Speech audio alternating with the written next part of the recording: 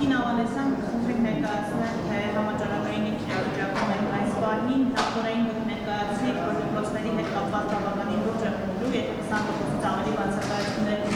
դասարաններում, ապա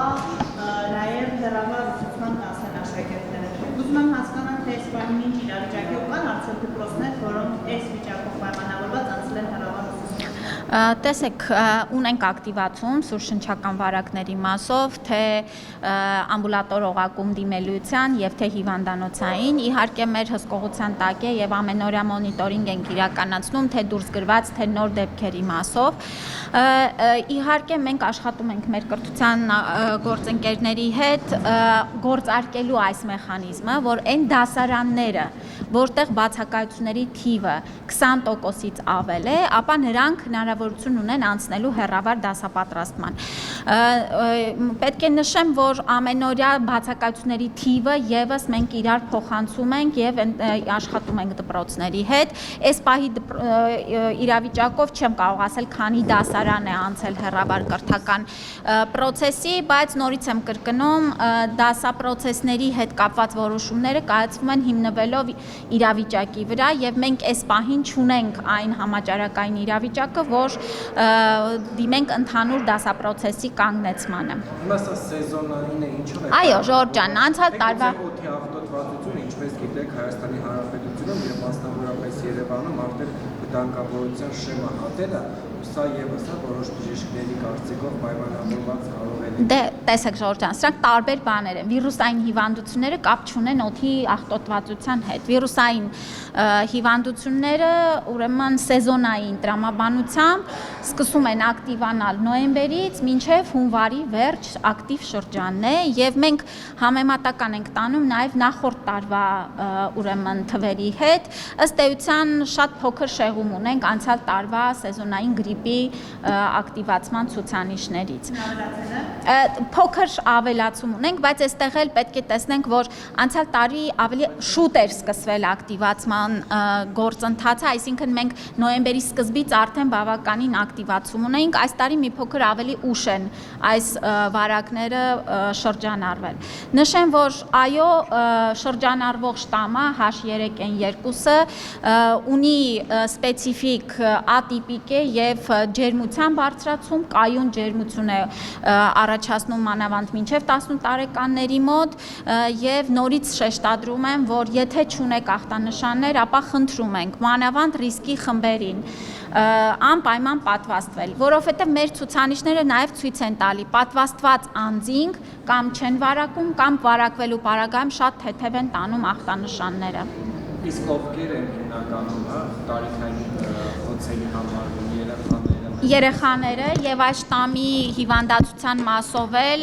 երեխաները մինչև 18 տարեկան ավելի ըստ էության ծանր են տանում հիվանդությունը, բայց պետք է նշեմ, որ քրոնիկ հիվանդություններ ունեցողները, շաքարային դիաբետ, սրտանոթային հիվանդություններ ունեցող եւ 65-ից բարձր քաղաքացիները եւս շատ խորհուրդ է տալիս, որ պատվաստվեն։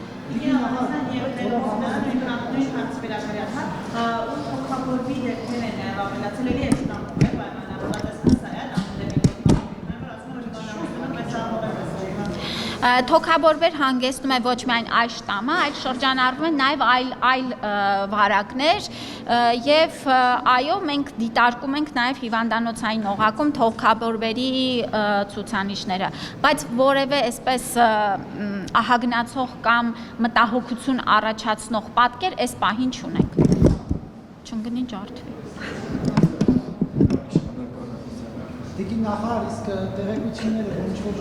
սինգապուրյան, եթե չեմ սխալվում, վիրուսա տարածված, դա ինչ կանոն է։ Դե ես շտամի անունն եմ հնչեցնում, չգիտեմ ինչ անուններ դրան հավելյալ տալիս են, շրջանառվում է H3N2 ատիպիկ գրիպը։ Դա է սինգապուրյան վիրուսը։ Չեմ լսել, որ դրա անունը սինգապուրյան են ասում, մեկ Հոնկոնգ էին ասում, հոնկոնգյան գրիպ։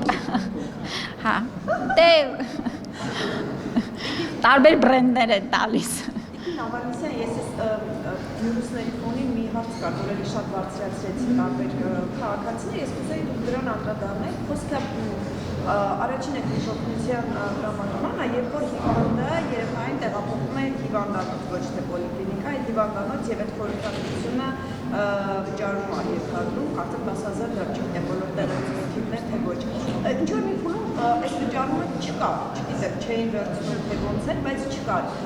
Ես տեսնում եմ ուժգործությունները շատ են, որ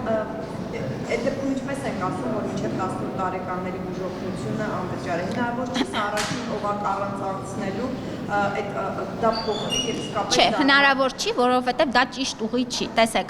առաջնային օղակը իր դերը ունի եւ մարդը, եթե ցուցանիշներ չունի հոսպիտալացման կամ էմերջենսի ծառայության, ապա պետք է դիմի պոլիկլինիկական օղակում։ Եթե անձը շրջանցում է այս օղակը եւ ուղիղ գալիս է հիվանդանոց, արտահիվանդանոցային դեպքի համար, ապա դա համարվում է վճարովի խորհրդատվություն։ Եթե մենք այս բոլոր կանոնները չապահովենք, ուրեմն չենք ունենա բավարար արդյունքներ եւ կստացվի, որ մեր անգամ թեթև դեպքերը կգնան հիվանդանոց, կծանրաբեռնեն հիվանդանոցները եւ ծանր դեպքերի սպասարկման համար խնդիրներ կունենան։ Բայց այդ առաջին օղակից մինչև հասնելը այնքան խնդիրներ առաջանում, ոչ թե Որևէ խնդիր չի առաջանում։ Տեսեք, պոլիկլինիկան ունի Որտեղի մինչև մի ուղեգիր տրամադրեմ դու հասնես հիվանդանոց։ Եթե ուրեմն երեխային մանկաբույժը նայել է եւ ցուցում չի տվել հոսպիտալացման, նշանակումները արել է տանը բուժում ստանալու, ապա սա մի իրավիճակ է։ Երբ որ երեխան այցելել է մանկաբույժին եւ մանկաբույժը հայտնաբերել է այնպիսի ախտանշաններ, որոնք հրատապ հոսպիտալացման են, դա լրիվ ուրիշ ռեժիմով է գնում։ Բայց պետք է հետևեն կանոններին եւ սա միայն մեր համար չի, սա գրագետ մոտեցումն է։ Տիկին Ավանեսյան երկու հարց, մեկը նորից խաղաղապահական, բայց տեսեք Արցախից որ մի տեղահանված քաղաքացին ազատում է, որի երկու հաշվառված երեխաները ովքեր ունեն հաշվառական կոնկրետ խնդիր, չեն կարողանում ձեռք բերել զայլակներ եւ հիմա դիմում է եւ առողջապահության նախարարությունը եւ ներկայացրած հնարավոր է նաեւ որոշակի անհնարինությունը միջամտի որպեսզի կարողանան այդ զայլակները ձեռք բերել, որովհետեւ տեղաշարժերը կոնկրետ խնդիրներ են այդ երկու երեխաները կամ կոնտակտները, որոնք հարցածրված են կնոջ կողմից սոցիալական ցանցերում, ասում են որ կոնկրետ հաշվի առնելով այն անձանքը, որ Արցախից են ունի տեղահանված չի տալիս եւ ուղղորդում է տարբեր գերատեսչություններ։ Չկա նման բան, չի կարող նման բան լինել։ Իհարկե սայլակների տրամադրումը իրականացնում է սոցիալ նախարարությունը, բայց ես կխնդրեմ կոնտակտները փոխանցեք, ես անձամբ կզբաղվեմ անպայման։ Եվ երկրորդ հարցը արդեն ներքաղաքական դուք Նիկոլ Փաշինյանի եւ Գյումրիում եւ չեմ սխալվում պատարագի մասնակիցն եք։ Նախ ինչպես է գնահատում այդ հանգամանքը, որ պատարագից մեկ օր առաջ եկեղեցու դռները փակվում են ԱԱՑ-ի միջոցով, կապարակնքվում են, այդտեղ դուք չեն տալիս մարդիկ սովորական մտերին եւ պարզապես այդ պատարագը ծառայեցվում է քաղաքական վերնախավին։ Պատարագը չի կարող ծառայեցվել վերնախավին, պատարագը մատուցվում է եւ ուղղված է Աստծուն, Հիսուս Քրիստոսին եւ ոչ մի քաղաքական ենթատեքստ չի կարող ունենալ։ Անվտանգության միջոցառումների առումով չեմ կարող պատասխանել, այո, գուցե երկրի քաղաքական վերնախավի ներկայությունը ուրեմն ենթադրում է անվտանգային որոշակի գործողություններ միջ այդ այցելությունները։ Չեմ կարծում այստեղ որևէ խնդիր կա։ Ինձ հայտնի չի նման տվյալ, դրա համար չեմ կարող մեկնաբանել։ Շատ չեմ հասցնում, որովհետև շատ ծանր աշխատանքային գրաֆիկով ենք աշխատում, գիտեք, որ ապահովագրության ներդրման այսպես ինտենսիվ շրջանն է եւ այո, միայն հասցնում եմ այս գործերը անել։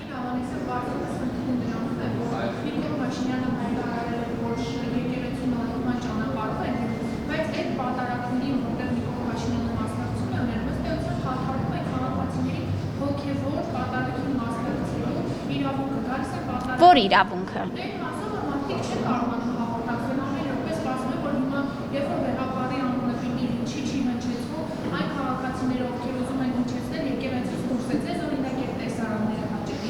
Նայեք։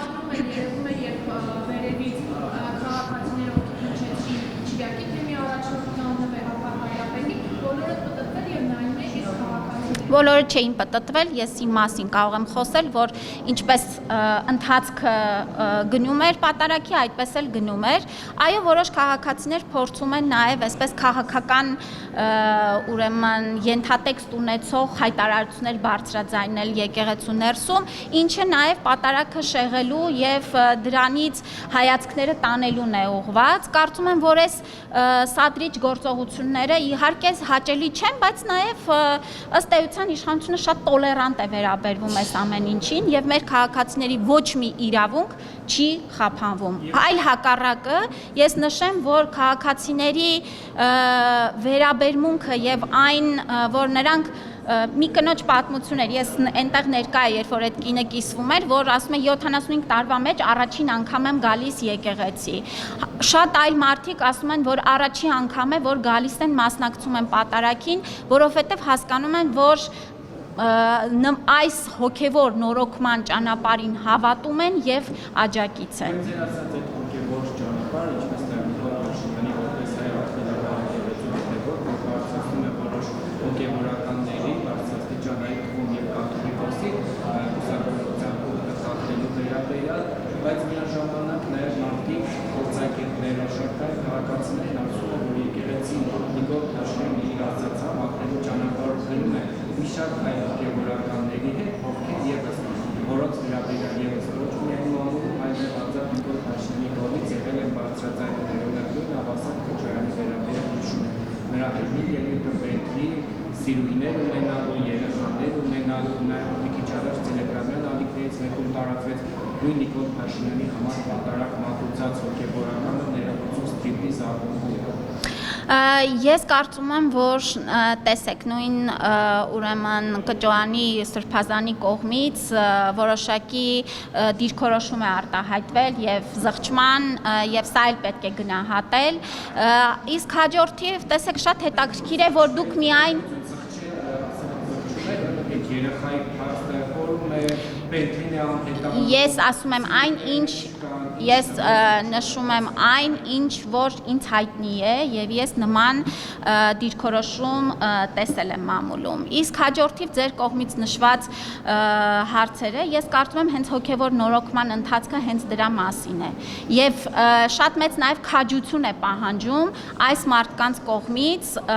ուրեմն հստակ դիրքորոշում արտահայտել, որ այո, եկեղեցում կանոնագրքի հետևելը պետք է դառնա միանշանակ, պետք է լինի մեր հոգևորականների կողմից բարոյական եւ կանոնագրքի նորմերը պահպանելը միակ հնարավոր տարբերակը։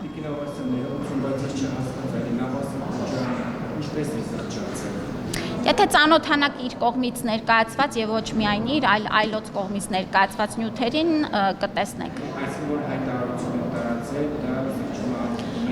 Ես չեմ կարող մեջ բերել հայտարարությունը, բայց նորից ասացի, եթե ծանոթանաք կտեսնեք։ Այսինքն արդեն քաղաքական իշխանության համար խնդիր չի նրա Բենթլի ունենալ, սիրուհի, երեխաներ։ Ես ասացի այն, ինչ կարող էի ասել, ինչքան որ տեղեկություն ունեմ։ Տիկին Համանեսյան, Հարոպա առողջապահության ապահովագրությանը, արդեն առաջին ընթերցման բացել է ազգային ժողովում 16-ին լինելու է երկրորդ ընթերցումը, բայց որոշ կարևոր հարցեր կան, որոնք ոնց որ ասել դրան չեն անդրադարձել, ասեցի ես չեմ տեսել, հարցը հետևյալն է, 26 թվականից առողջապահության ապահովագրության փաթեթը լինելու է 129,600 դրամ, բայց մենք հայեցակարգից հիշում ենք, որ ամեն տարի դա վերանայվելու է գումարը եւ ավելանալու է։ Հիմա ինձ հետաքրքիր է, որն է մեր կառավարության քաղաքականությունը 27-ին 28-ին այդ գումարը պահպանվելու է, թե ավելանալու է։ Ինչպես նաև հետաքրքիր է այդ սուբսիդավորման մեխանիզմը, որ հիմա առաջարկում է կառավարությունը 26 թվականի համար, 27-ին 28-ին եւ հետագա տարիներին պահպանվելու է, թե չէ։ Եվ երրորդ հարցը, ես այնտեղ փաստաթուղթ ուսումնասիրեցի, գրած էր, որ 26 թվականից ապահովագրվելու են նաև օտարերկրյա քաղաքացիներ, որոնք աշխատելու ավելի իրավունքներ, ինչպես նաև անհատ ձեռնարկատերերը, նոտարները, մարդիկ, ովքեր շահաբաժիններ են ստանում, ռոյալթիներ եւ այլն։ Ու իրենք 10,800-ը ինքնուրույն են վճարել։ Պետությունը նրանց համար չի սուբսիդավորել։ Ճիշտ եմ հասկացել, թե չէ։ Տեսեք, նախ օրենքի նախագծում ավելացվել է մի դրույթ, որով սահմանվում է, որ ամեն տարի, սկսած 2027 թվականից, ազգային ժողովին ներկայացվելու է առողջության համընդհանուր ապահովագրության նախորդ տարվա արդյունքային ցուցանիշները եւ առաջարկ է ներկայացվելու հաջորդ տարվա սակագնի, այսինքն դրույքաչափի վերաբերյալ։ Եվ սա էլ ձեր կողմից նշված սուբսիդավորման հատվածները որոշվելու են ամեն տարվա բյուջեով, որովհետև սա էլ բյուջետավորման ցիկլի մի մաս է դառնալու։ Արդյոք կփոխվեն սուբսիդավորման ուրեմն չափերը եւ այն խմբերը ում որ տրամադրվելու է սուբսիդավորումը, ես 27 թվականի համար ես այս պահին չեմ կարող ասել, որտեվ դա 27 թվականի բյուջեի շրջանակներում կքննարկվի։ Բայց քանի որ ասել եք արդեն նախատեսում եք, որ երկրորդ տարի դիմերությունը կշատանա, այսինքն համակարգի վրա ծանրաբեռնվածությունը կշատանա, այսինքն կարող ենք ենթադրել, որ գումարը հետագա տարիներին կավելանա։ Նման ուրեմն հնարավորությունը օրենքով սահմանված է, բայց ես այս պահին այդ հարցին չեմ կարող պատասխանել, որտեղ ամեն տարի, ինչպես ասեցի, ազգային ժողովում կորոշվի հաջորդ տարվա դրույքաչափերը։ Ուրեմն նախորդիվ հայեցակարգի մեջ սահմանված էր միջակայք դրույքաչափի հնարավոր, բայց մենք հստակեցրեցինք եւ սահմանել ենք կոնկրետ արդեն տարեկան գումար, որպեսզի այստեղ էլ չունենանք 129,600 դրամ տարեկան չափն է լինելու։ Դե նշեցի, դա կորոշվի ամեն հաջորդ տարվա համար։ Այս պահին չունեմ այդպիսի տեղեկատվություն, ինչքան կբարձրանա։ Երրորդ հարցի հետ կապված 26 թվականից էլ են ներառվելու ուրեմն անհատ ձեռնարկատերերը եւ նոտարները, նրանց համար հաշվարկման մեխանիզմը մի փոքր այլ է լինելու, նույնական ինչ որ դրոշմանիշների պարագայում է, իսկ օտարերկրյա քաղաքացիները, ովքեր ապրում են Հայաստանում եւ ուրեմն աշխատում են Հայաստանի ռեզիդենտ հանդիսացող իրավաբանական անձանց մոտ, այո, եւս պիտի հանդիսանան ապահովագրավճար վճարող, որտեղ նրանք էլ հնարավոր է օգտվեն մեր երկրում առողջապահական ծառայություններից։ Այսինքն այդ կատեգորիայի մարդիկ անհատ ձեռնարկատերը եւ այլն ինքնուրույն են վճարելու, պետությունը չի սուբսիդավորելու։ Չէ, չի սուբսիդավորելու։ Կերպին ապահովագրությանը վերաբերում, եթե մարդը աշխատում է մի քանի տեղ եւ նրանց ստացած աշխատավարձը գումարային առումով երկարատև երկարացում է, այս դեպքում ոնց է վճարում կատարվում, արդյոք դա համարվում է, որ երկրորդ անձը 200,000-ից բարձր աշխատավարձ ստացող է եւ բարձր։ Այո, տեսեք, մենք նախնական նախագծում ունեինք նման հնարավորություն, մտածում էինք ունենալ նման հնարավորություն, որ մի քանի տեղ աշխատելու պարագայում հանրագումարային աշխատավարձը դիտարկենք որպես շեմ, բայց ըստ էության ծրագրային առումով այս տարի չենք կարողանա նման ապահովում իրականացնել եւ պետք է գոնե մեկ գործատուի մոտ մարդու աշխատավարձը 200,000 դրամից ավել լինի, որպեսզի նա 26 թվականին ընդգրկվի ապահովագրության մեջ, բայց 27 թվականից արդեն ըստ էության բոլոր աշխատավարձ ստացողները կներառվեն։ Սա միայն 26 թվականի համար է։ Եվ մի հարց է, երկու հարց է, եւս չափահաս, արդյոք չափահասի ստացած ապահովագրությունը տարածվում է նաեւ իր անչափահաս երեխաների կամ մեծահասակ ծնողների վրա, որ ընտանիքը չի գերազանցում 63, այսինքն չի մտնում այդ խմբերին։ Ոչ, չի տարածվում, ամեն անձ վճարում է ապահովագրավճար իր համար եւ ձեռք է բերում փաթեթ իր համար։ Մինչեւ 18 տարեկան երեխաներին եւ 65+ տարիքի անձանց ապահովագրավճարը վճարում է պետությունը եւ փաթեթը ակտիվանում է տվյալ անձի համար։ Եվ երրորդ հարցին գործընկերներ հունվարի 1-ից առողջապահական գործակալությամբ փոխարեն աշխատի ապահովագրական հիմնադրամը, արդյոք նախարարությունը արդեն լուծարել է գործակալություն եւ աշխատակիցների խնդիրը ինչ է լինելու։ Ոչ, իհարկե չի լուծարել եւ կլինի, տեսեք, առողջապահության մեր գործակալությունը դեռ շարունակում է աշխատել, կստեղծվի հիմնադրամը, մենք շատ սահուն անցում կկատարենք աշխատանքների պետական առողջապահական գործակալությունից դեպի հիմնադրամ, աշխատակիցները սահմանված կարգով նախորոք իհարկե կծանուցվեն եւ իհարկե կմասնակցեն հիմնադրամում մրցույթներին եւ վստահ եմ, որ նրանցից մեծամասնությունը բավարար ուրեմն գիտելիքների եւ փորձառության ունենալով կանցնեն հիմնադրամ աշխատանքի։ Եթե կարելի է հարցուղակի շարունակությունը, մենք արդեն հասկացանք, որ օտարերկրացիների եւ անհատ ձեռնարկատերերի մեր մնացած խմբի համար առողջապահության նախարարությունը ոնց նոր ուղղակի հարկ է սահմանում։ Բայց ինձ հետաքրքիր է այն մարդիկ, ովքեր 3-4 ամիս են Հայաստանում ապրել, կես տարի չի վիտալի չէ, նրանք էլ պիտի ունենան ապահովագրություն։ Հարգելի գործընկերներ, սա հարկի նոր ձև չէ, սա ապահովագրավճար է։ Նշանակում է հարկի ձև։ Չէ, սա պարտադիր ապահովագրավճար է եւ դրա դիմաց մարդը ստանում է կոնկրետ ծառայություններ։ Այո, մարդը կարող է Հայաստանում ապրել 3-4 ամիս, բայց այդ 3-4 ամսվա ընթացքում էլ կարող է ունենալ շատ բարդ, ծանր, ուրեմն օրինակ վիրահատություն, որը արժի 3-4 միլիոն դրամ։ Եվ այստեղ մենք նորից ուզում եմ շեշտադրել, որ առողջապահական ապահովագրության պարագայում անձը, որ պահին սկսում է վճարել, այդ պահից էլ արդեն ծառայություններից օգտվում է։ Դուք վստահ եմ տեղեկացված եք, որ Վրաստանը պարտադիր դարձրեց օտարերկրյա քաղաքացիների համար Վրաստանում գտնվելիս ունենալ առողջության ապահովագրություն։ Այսինքն անգամ արդեն այդ փուլին են երկրները անցնում, որովհետև հախուռն առանց ապահովագրության շատ բարդ է սպասարկել որևէ խումբ բնակչության։ Դա կլինի օտարերկրացիներ, թե նաև քաղաքացիներ։ Ռուսաստան կամ Ղազախստան, եթե մենք ԵԱՏՄ-ի մեջ ենք, ասենք իրանք հայաստանի քաղաքացիների հիմա որ ռեզիդենտություն ունեին, տալիս էին ապահովագրության մինիմալ փաթեթ։ Հիմա իրանք են դիպիում են քաղաքացիներին տեղասել, որ պարտադիր եկեք վճարեք դրա համար։ Իրենք էլ միայն վճարման պարագայում էին ստանում այդ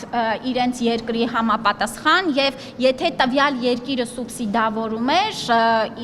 տարբեր երկրներում տարբեր են կանոնները, սուբսիդավորման չափերը եւ այս դեպքում էլ գործում է երկկողմանի պայմանագրերը եւ կտեսնենք ամեն երկրի հետ ինչ պայմանագրային հարաբերություններ ունենք։ Իննահարցիան վերադառնալով եկեղեցու օրակարգին, վարչապետը հայտարարում է, որ մեզ պետք չի կաթողիկոս, որը ենթարկվի կամ զեկուցի օտարերկրյա ռեզիդենտներից։ Ուսումնական հարցն սա տեղեկություն է, որին կանոնությունը տիրապետում է, որ օրինակ մեապարը օտարերկրյա կառույցների զեկույցներ է ներկայացնում։ Վարչապետը իր խոսքում շատ հստակ էր, ազգային ժողովում էլ է այս մասին խոսել եւ այս ուրեմն տեղեկատվությունը վերաբերում է կոնկրետ անձի, դա վեհապարի եղբոր մասին է եւ չգիտեմ ինչ ավելացնեմ։ Հստակ էր, որ այս տեղեկությունը մասին էր ասում, մեզ պետք չի կաթողիկոս, որը օտարերկրյա ռեզիդենտ եւ ըստ էության գնահատականը դա էր, որ մեր թե կաթողիկոսը եւ թե մյուս եպիսկոպոսները եւ հոգեվոր հայրերը պետք է լինեն Հայաստանի շահը սպասարկող, Հայաստանի ժողովրդին հավատարիմ անձինք եւ սա է մեր դիրքորոշումը։ Ես ուզում եմ հասկանալ դա ձեր նկատմամբ իշխանության վարչապետի գնահատականն է, որ կաթողիկոսը մյուս հոգեվորականները չեն սպասարկում Հայաստանի շահը։ Դե եթե այդ գնահատականը չլիներ, ինչպես կարող էր այս գործընթացը սկսել։ Մենք սրա հետ է կապված այս ամբողջ գործընթացը, որ այս անձինք ըստ էության չի կարող լինել վերլուծություն առանց տեղեկատվության։ Վերլուծությունը ինչ որ առումով տեղեկատվության վրա է հիմնվում։ Այդ դեպքում չկան իրավական գործընթացներ դրա վերաբերյալ։ Դե ես չեմ այդ հարցի պատասխանողը, չեմ կարող ասել կան, չկան, ինչքանով կան, չեմ իմանում։ Ես տեղեկացված չեմ այս մասով։ Ես ստագեցում եմ հարցեր կապված ապահովագրական գործակալությունը եւ ապահովագրական հիմնադրամը ինչով է զբաղվելու հիմնադրամը ինչ գործառույթ է։ Հիմնադրամը ունի այլ կարգավիճակ, այն հիմնադրամ է, գործակալությունը ուներ ուրեմն առողջապահության նախարարության ոչ թե ենթակայությամբ, այլ կազմի մեջ էր գործում։ Իսկ սա լինելու է առանձին կառավարության կողմից հիմնադրված կառույց եւ սպասարկելու է ապահովագրության ամբողջ գործընթացը եւ իհարկե մինչեւ 2029 թվականը նաեւ պետական պատվերի հատվածը, այսինքն ամբողջական սպասարկումը իրականացնելու է հիմնադրամը։ Կինոհարիսյան երկրի հարցը, տեսեք, մենք ունենք ապահովագրական գործունեություն, որը վերահսկվում է կենտրոնական բանկի կողմից։ Հա, տեսեք, հիմա մասնագետներ ինչ են ասում, Հայաստանը փաստորեն շուկայական տնտեսությունից անցում է կատարում վարչահրամայական տնտեսությունը, ինչա մտնում պետությունը դրա մեջ, ինչա որոշը, որ պետք է պետական հիմնադրամ լինի, ասենք կարող է նույն ձևի այդ ոլորտը վերահսկվել կենտրոնական բանկի կողմից։ Տեսնենք, որ այդ ոլորտը, որ վերահսկվում է ԿՎ-ի կողմից, լավ զարգանում է, արդյունքները մենք տեսնում ենք շրջապել։ Ինչի որոշվեց, որ հիմնադրամը պիտի լինի պետական։ Իսկ ինչու չպետք է որոշվեր։ Հայաստանը ոչ միտեղ անցում չի կատարում, Հայաստանում գործում է ազատ շուկայական հարաբերություններ եւ կարող ենք ասել, որ ամեն տարի այդ շուկայի ազատականացման, պայմանների թափանցիկության եւ հավասար հնարավորությունները ավելանում են։ Շատ երկրների օրինակ է, երբ որ առողջապահական ապահովագրությունը, պետական բազային փաթեթը, այո, սպասարկում է պետական հիմնադրամ։ Սա հանրային շահ է եւ հանրային բարիք է եւ մեր կարծիքով այս պահին Հայաստանի տնտեսական, առողջապահական ցուցանիշները ցույց են տալիս, որ այս մոդելը ամենաարդյունավետն է լինելու։ Իսկ մասնավոր ապահովագրական ընկերությունները շարունակելու են աշխատել, դուք նաեւ տեղեկացված եք, որ վերջերս ավստրիական շատ խոշոր ապահովագրական ընկերություն Հայաստանում ներդրում իրականացրեց, սա եւս խոսում է այն մասին, որ առողջության համընդհանուր ապահովագրության համակարգը նպաստում է Հայաստանում ընդհանուր առմամբ ապահովագրական շուկայի զարգացմանը։ Տիկին Աբովյանյան, ես ուզում եմ անդրադառնալ Սաջավանյանի պաշտպանների դիմումին, մի քանի դիմումներ է ստացվել, այսինքն ես կողմից ներկայացրել ձեր ենթակայության գործող պլակին եւ ստեղծության մինչև այս բանը հնարավորություն չի ստացել իր նախընտրած հաստատությունը անցնել զննում, նախ խնդրեմ բացատրեք ինչու եւ ինչու է եւ առհասարակ այս մոտեցումը ձեր փոխվի եւ ինչու մի բան հնարավորություն իսկ իդեալ բժշկական կենտրոնում։ Ես պետք է ասեմ, որ մեր անազատության մեջ գտնվող բոլոր անձինք օգտվում են հավասար կերպով անհրաժեշտ բուժօգնությունից եւ չկա որևէ մի անձ այսօր քրեակատարողական հիմնարկում, ով անհրաժեշտություն ունի բուժզնման, սպասարկման, վիրահատության, որը ինչ որ կերպով սահմանափակված է նրա իրավունքը։ Ես սա բացառում եմ, սա իմ անձնական եւ մեր համակարգի հստակ վերահսկողության ներքո է։ Գալով կոնկրետ դեպքին մենք այսօր ենք ստացել նման ուրեմն դիմում եւ միանշանակ կդիտարկենք օրենքով սահմանված ընթացակարգերով կնայենք ընթացք կտանք։ Դիմում են սրտազան ստացվել, այսինքն պաշտպաններ պաշտպանների կողմից է ներկայացվել։ Գրեթե նույն դիմումը, որ դուք ստացել եք նաեւ նախորդ անգամ։ Մենք նախորդ անգամ դիմում չենք ստացել, որը որ համապատասխան ընթացակարգերի ենթադրել է այն պահանջը, ինչ որ նոր հնչեցվում է։ Մեր կողմից տեսեք, քրեակատարողական ասեք ինչ պետք է անեն, որ չեն արել։ նայեք, քրեակատարողական հիմնարկում գտնվող անձի բուժ սպասարկումը իրականացում է որոշակի ընթացակարգով։ Դիմումներ են եղել եւ այսպես առաջարկներ են եղել պատշաճ բուժօգնություն կազմակերպելու, որը առանց այդ դիմումների էլ կազմակերպվում էր։ Հարցը վերաբերվում է կոնկրետ բժշկական կենտրոն գնալու հետ եւ սահմանված կարգով դիմելու, այս մասին եմ խոսում, որ նոր ստացել ենք նման դիմում։ Այսինքն իրենց նախորդ դիմումներում չի եղել կոնկրետ հիշատակում, որ ուզում եք գնալ այս բժշկական կենտրոն։ Տեսեք, նորից եմ կրկնում, դիմումը պետք է լինի պատշաճ ընթացակարգին համապատասխան, որպեսզի դրան ընթացք տրվի։ Նման դիմում չենք ունեցել։ Շատ լավ, ստացել եք նման դիմումը, դուք համարում եք, որ այդ հնարավորությունը դրվեց։ Իհարկե, իսկ ինչու չեմ համարում։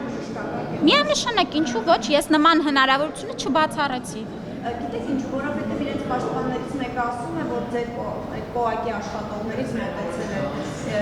Սրբազանի եւ ասել են կարող եք ցանկացած այդ հնարավորություն, բայց ոչ իսկ մեդիանը կա նման մոդել։ Տեսեք, հարգելի գործընկերներ, ընդհանուր առմամբ սա նորից եմ կրկնում, պետք չի շահարկումների տեղիք տալ։ Մենք ցանկացած անձի, այդ թվում նաև Միքայել Աճապաղյանի առողջական ցանկացած խնդրի մասով եղել ենք շատ ուշադիր, ժամանակին եւ անհրաժեշտ բուժօգնությունը տրամադրել ենք։ Այլ մանրամասների չեմ կարող անդրադառնալ։ Չեմ կարող ասել, ըստ սահմանված կարգի ընթացք կտանք։ Բայց չեք տեսնում եք այդ հնարավորությունը, որ Ես չժխտեցի, որ այո կարող է նման հնարավորություն լինել։